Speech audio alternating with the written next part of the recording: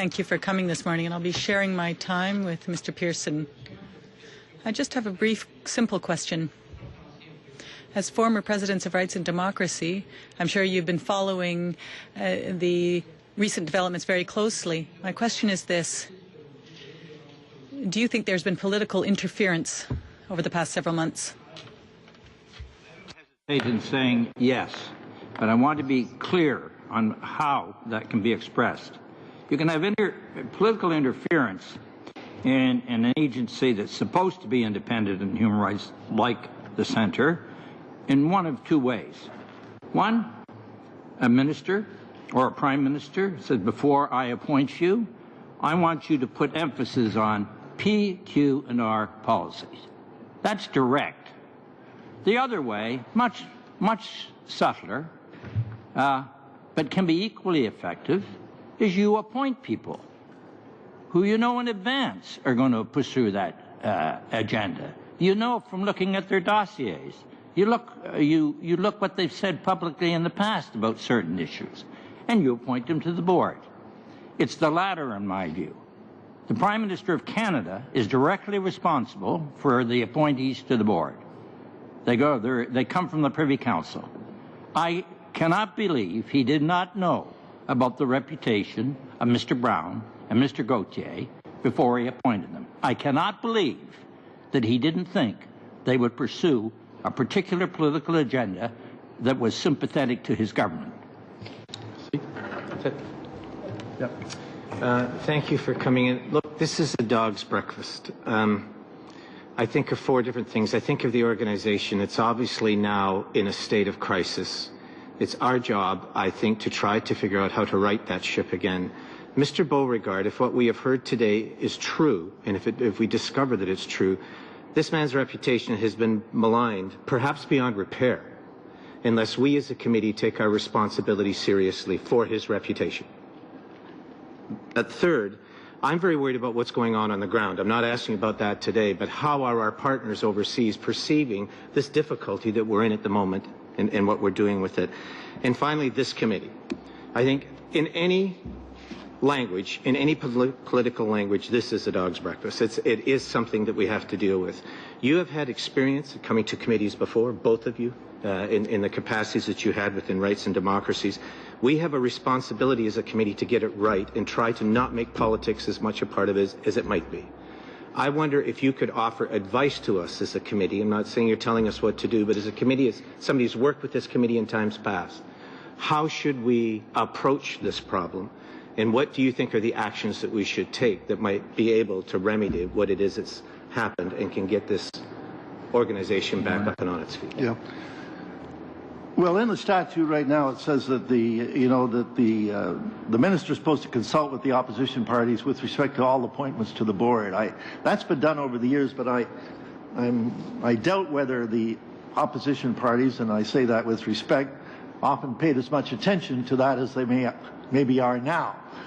I recommend, one of my recommendations is that you reconsider how these nominations or appointments are made to the board. I would even go so far as to say that they should receive, they shouldn't be just consulted on, but receive at least the support of one of the opposition parties. Some sort of situation where it's not just the government. I pointed to the good example that Joe Clark made in the first place when he set up the Centre to show a model.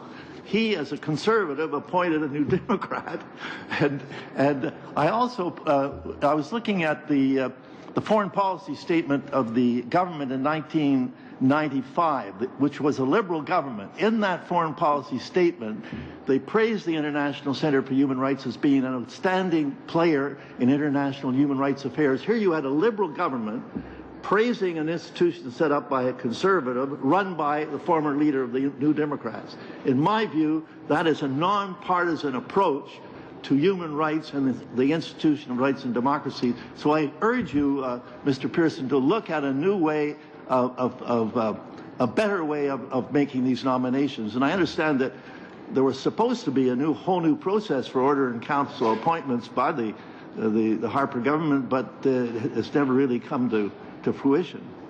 For all appointments, not just these. Can I add just one point to this? I think the situation requires some immediate action. I deeply believe this. We've got I believe the wrong person is president and the seriously wrong person is chair. You've got a wonderful staff who did what they only could do, I believe, in rebelling against it, to preserve the soul of the center. As a matter of fact, they did what they did. I think Mr. Brown has to be removed, and I would like to make a suggestion. If the committee seizes itself of a number of suggestions that have been made, I'm just focusing on one here, Mr. Brown should go, and the Prime Minister should undertake to speak to the leaders of each of the opposition parties and say, let's agree now in the interim, for now, on some distinguished Canadian, man or woman, that we can all agree on to put in on an interim basis to give some leadership to this organization, and then make, as others have suggested, follow a different kind of an appointment process down the road. But I do want to stress, I think some immediate action is required to preserve that institution. Thank you both. Thank you. Madame Lalonde, 7 minutes, please. I'll be sharing my time. Thank you.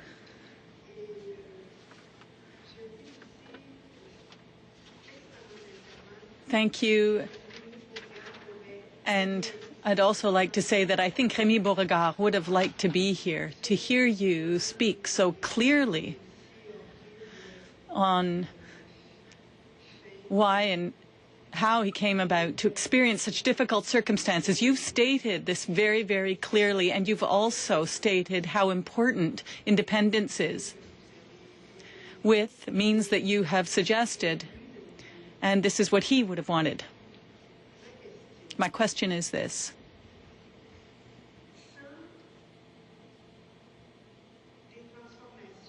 Without important changes,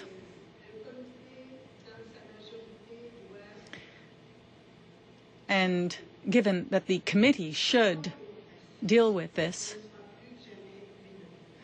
rights and democracy will not be the same institution if some important changes aren't made. There have to be immediate changes, immediate, significant changes, such as those you have indicated. Do you agree? Yes, I agree. Appointment process that maybe the committee could consider. There is already, I think, Mr. Harper has promised, consistent with proposals made by a number of parties when he first became Prime Minister, to have a very different appointment process, that there would be hearings and so on, and he hasn't proceeded with that. But one idea, in fact, the first board of the Centre came recommended to Mr. Clark and Mr. Mulroney by Gordon Fairweather, who had been the Human Rights Commissioner of Canada. So Mr. Mulroney and Mr. Clark, to their credit, they went to Mr. Fairweather, who had been appointed by Pierre Trudeau, by the way, as Human Rights Commissioner, and they got him in consultation to prepare a list for the first board. And I can tell you, before I accepted the offer from Mr. Mulroney, one of the first things I did was to look at the proposed list of the board, you can be sure. And there was a good cross-section of Canadians, representing then, in part of their past, all the political parties. Most of the people on the board had not political connections, but some did. And there was a great range. They all had a common interest in human rights. But the process was impeccable. You had a Human Rights Commissioner making a proposal list to a government, and the government was prepared to act on that. Maybe something like that could be tried in the interim, to come back to the need for some immediate action at the Centre. Monsieur Allmand, vous avez rien à ajouter à ça? Mr. Allmand, do you have anything to add?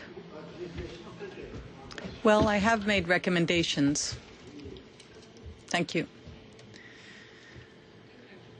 I would just like to add a few comments. We heard Ms. Trépanier's testimony, and we've heard your testimony today. Now, I look at the past 4 years, And I'm concerned about how the Government of Canada's policies